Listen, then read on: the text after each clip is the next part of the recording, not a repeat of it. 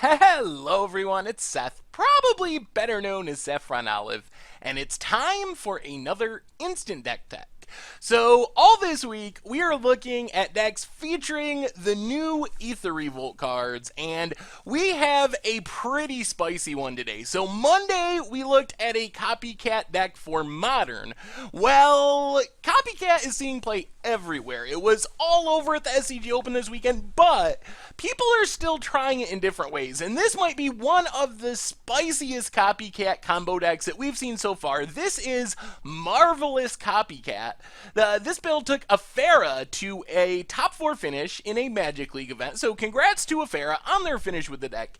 A quick reminder before we break it all down, if you enjoy this deck and you want to see it made into videos, take a minute, click the like button, the subscribe button, leave a comment, anything you can do to support your deck, because whichever deck is most popular gets a shot at being made into videos next week. So Marvelous Copycat starts off looking like a relatively normal Aetherworks Marvel deck. So one of the big questions about Aether Revolt Standard was, what would Aetherworks Marvel do now that Emrakul is gone? So the big payoff for generating energy and getting your Aetherworks Marvel was you just play an Emrakul and win the game. And now Aetherworks Marvel is still a really powerful card, letting you cheat something from your deck into play for free, but it's missing its best target. So the deck has to adapt, and this adaptation is really interesting. So we do get some of the more normal stuff. You have an Ulamog, you got a World Breaker. These are the big hitters that you can hit off of your Aetherworks Marvel and just kind of take over the game. If you get an Ulamog on turn 4, it's really hard to lose. World Breaker,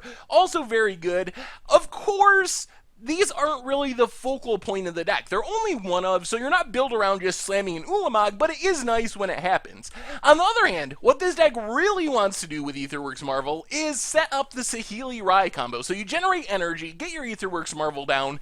At the end of your opponent's turn, you can activate your Aetherworks Marvel and get one of your combo pieces, Saheeli Rai or your Felidair Guardian. Hopefully you have the other one in your hand, or if you don't, you get more energy, do it again.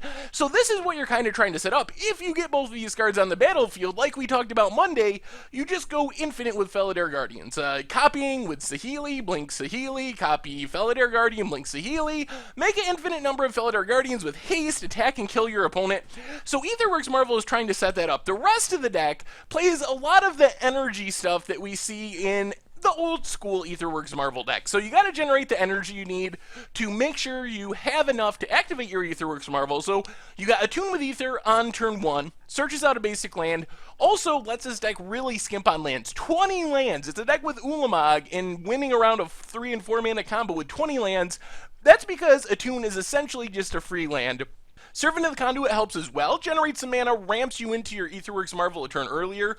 New addition from Aether Revolt is Rogue Refiner, which is just a great value card. It adds some energy, plus it draws you a card, and you get a 3-2 body out of it. Also in the 3-drop slot is Whirler Virtuoso, kind of gives you a backup plan. You make all this energy, if you don't find your Aetherworks Marvel, you can dump it into making a bunch of Thopter tokens and beating down in the air. Also just make some chump blockers, just a powerful stabilizing card for a deck like this. It's looking to kind of set up this infinite combo, keeps you alive while you're finding your pieces. We also get Harness Lightning, which is kind of dual threat. It can generate some energy, 3 energy for 2 mana, or it can kill a creature. And in this deck, since you make so much energy, it's pretty much a Terminate. It's going to be able to kill just about anything.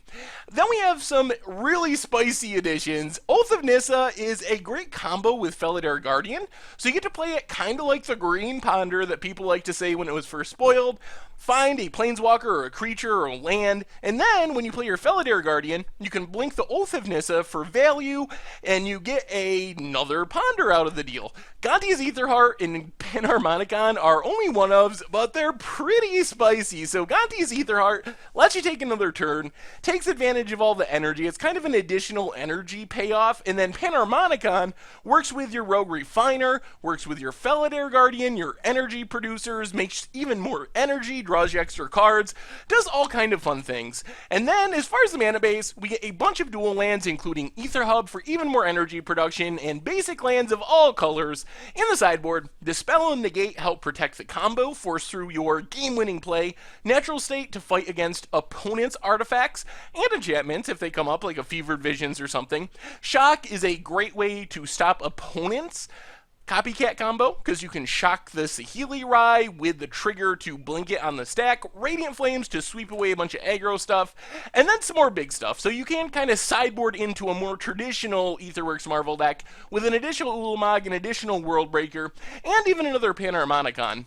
And that is Marvelous Copycat for Aether Revolt Standard, and that's been our Instant Deck Tech for today. So thank you very much for watching. I hope you enjoyed the video, and I will talk to you soon.